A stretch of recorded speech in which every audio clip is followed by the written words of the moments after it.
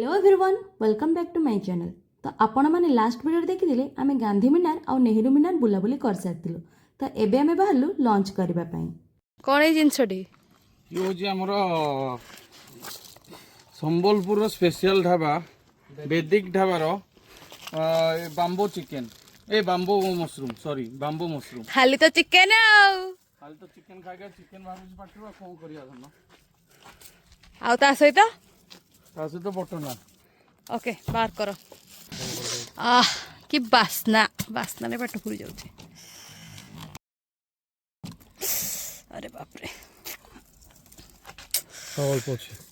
कहा को एटा पसंद बाम्बो मशरूम आउ मोर साधा पूरी को पोटल आलू कसा आमर देखो तांकर वाला पूरी ये कौन पोटल आलू कसा आज दिन अच्छी आम देख मशरूम बाम्बो मशरूम ता सहित बटर ना खाइबार कॉम्बिनेशन माने जेहेतु आज मोर गुरुवार अछि सेति हम खाइ परबे गोटे स्पून दो आज्ञा दउछि खाइ की तापर वर्तमान ढाला कोन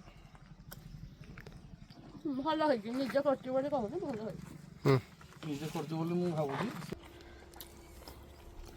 केमती टेस्ट खाइबा हां यमी यमी कौन चिड़ेवा पाई ना सतरे टेस्ट आ तमरो टेस्ट आउ आमे तो साधा लोक आउ पोटल केनते हिची भला बिना प्याज रसुण तो खाइबा पीवा सरला परे आमे एबे जाउछु मंदिर को देखिया कोन सब होउची।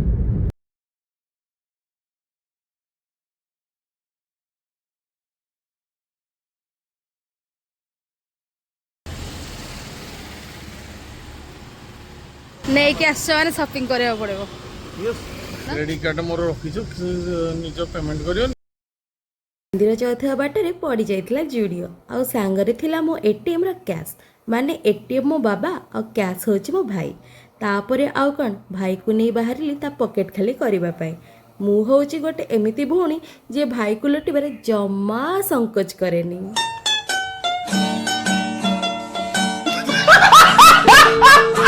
संबलपुर तो आगर बहुत थर आसी गोल बजार के आसी नी तो शुणी सेठी कुआडे बाहर रेट माने अलगा जो संबलपुरी दुकान जो अच्छे संबलपुर से कम प्राइस तो से मुझे टे टाइम अच्छे जेहेतु गोल बजार जावा तो मत लगिला बाहर दुकान रे जहाँ रेट गोल बजार भी सही सेम रेट मे बी आम बाहर लोक बोली आमको रेटा भैरी कर संबलपुर आसचु माने तो माँ समलेश्वरी दर्शन निहाती तो चलत दर्शन पे जीवा।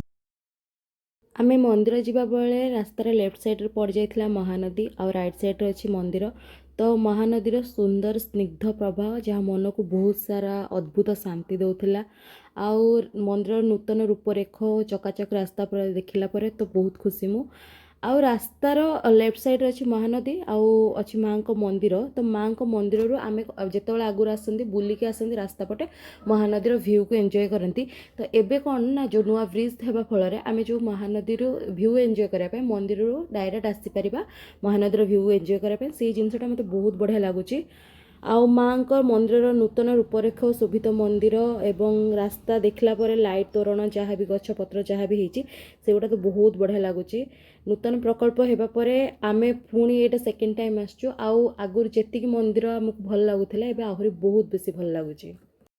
ओडिशार अति प्राचीन और पवित्र स्थान मानक भितरे माँ समलेश्वरी मंदिर संबलपुर नगर भितर महानदी पार्श्व माँ विराजिता एठी मंदिर केवल धार्मिक एवं आध्यात्मिक स्थान नुहे यह होची जड़े माँ प्रति भक्त मानकर अखंड भल पाइबा श्रद्धा आउ आस्थार एक चिन्ह एठिकी तो प्रत्येक दिन शताधिक भक्त माँ को दर्शन पाई आसंती किए निजर मनस्कामना पाई किए निजर दुख कहवाई आउ किए निजर अशांत मन को शांत करने आउ एठिके आसिला परे गोटे अद्भुत शांति मिले आ मंदिर एबे जो नुआ रूप रंग लाइट साफ सुथरा परिवेश अत्यधिक दिव्य और आकर्षण कर दउछि। गोटे गहली अभिगम पथ द्वारा मंदिर को जीवा बेले जने भक्त किपरि मानसिक रूप से शांति अनुभव करे सेटा आपण माने आसिले निश्चय जानि परिबे।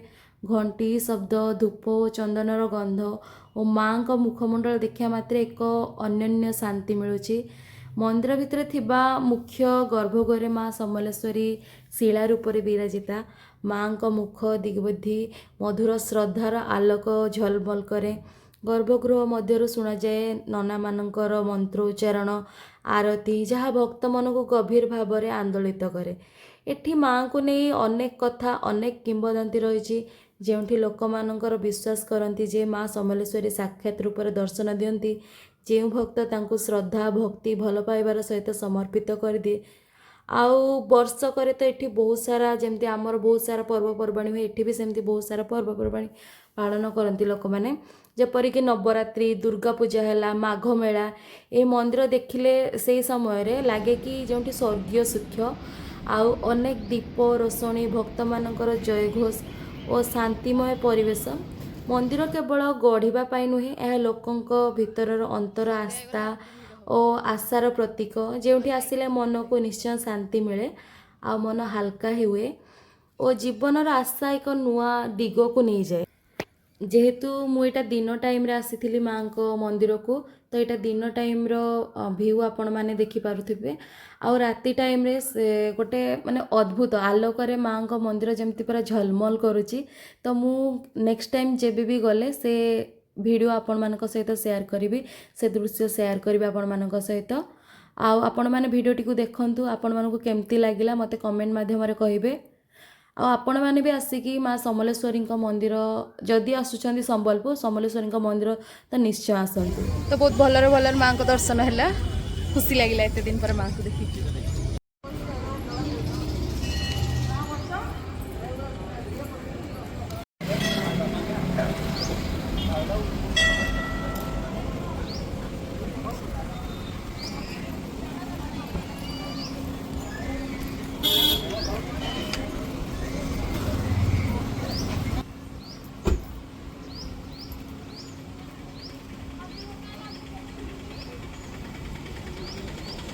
तो आज भिडियोटी जदि आपको भल लगी ताले निश्चय लाइक शेयर सब्सक्राइब करने आ कमेंट माध्यम मते जणाइबे केमती लागला भिडियोटा आज। आपण माने जेबे भी संबलपुर आसीबा मां समलेश्वरी को दर्शन निहाती करिवे।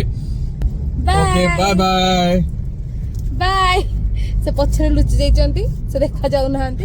तो आज भिडियोटी को एठी एंड करछि, आगामी भिडियो रे देखा आबे आपण मन सहित। बाय। रहिली, नमस्कार।